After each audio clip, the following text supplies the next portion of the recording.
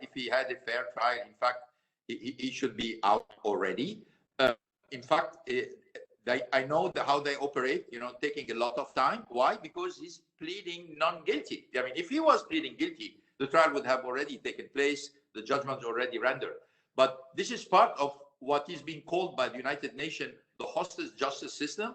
I mean, you keep the person, particularly when she dares saying that she's innocent, a very long time, and then you have always the possibility at the end to be found guilty against all the evidence. Don't forget that in Japan, the prosecutor win the case in 99.4% of the cases, 99.4%. And you know how they justify it?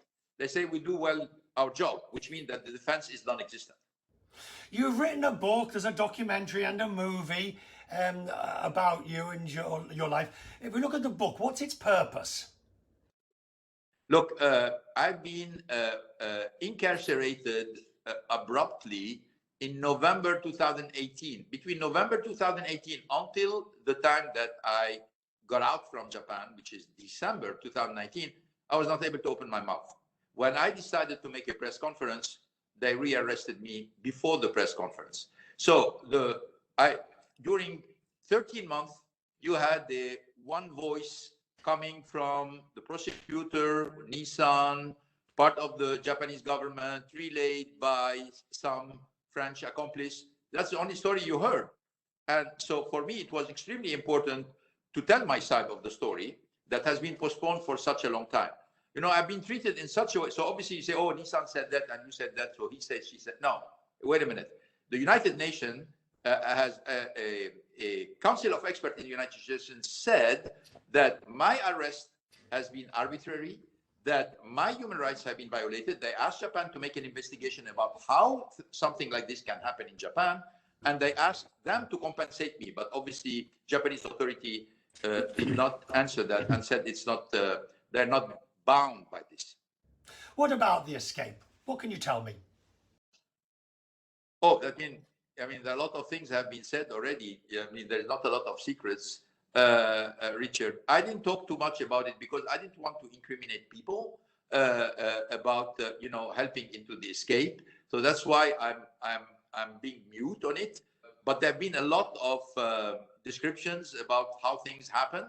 And hopefully soon you'll see much more details that should appear into a movie that will come out with all the details. Was it a mistake to bring that case in? Not at all. No, not at all. I think we believe that in the appeal, I've been told that they will have to listen to witnesses. I showed as a candidate to be witness. We gave a lot of names of people who should be witnesses. Nobody was invited to talk. The judge just sit on the document which have been submitted, which obviously were extremely rich from the Nissan side, but from our side, we didn't have any because we have been cut from all the documentation. So, we lost the first battle, we didn't lose the war. That means this is going to go to appeal, and until the facts and the rights will be respected from our point of view. How do you not become bitter? I can understand you could be angry, frustrated, even all these things, but you're one of the world's top executives, feted and courted, and now you're defending and justifying yourself in multiple jurisdictions. Are you bitter? I'm not, but I am in a fighting mode. I'm in a fighting mode. I'm going to tell you why. Because if I was arrested in a certain way, it was for the good of the companies that I have been building and managing for so many years.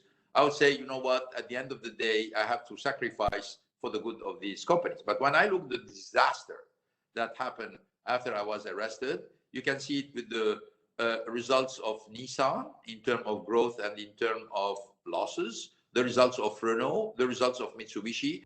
Yes, but you're a power broker. And if we look at the situation in Lebanon on both sides, your counsel is sought. What would you advise those about what to do? Yeah, no, Richard, you're right. But I think, if you want to solve a problem which is very complicated, you have to cut it in small pieces. You can't handle everything at the same time. Today, the most urgent issue is to stabilize the currency.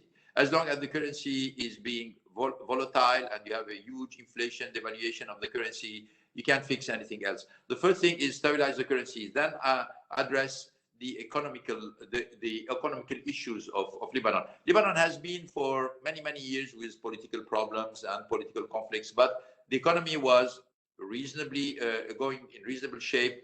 The finance were reasonably held. So I think you should start by stabilizing the currency, bring some solution at the level of the economy, which would relieve the social problems that we are facing.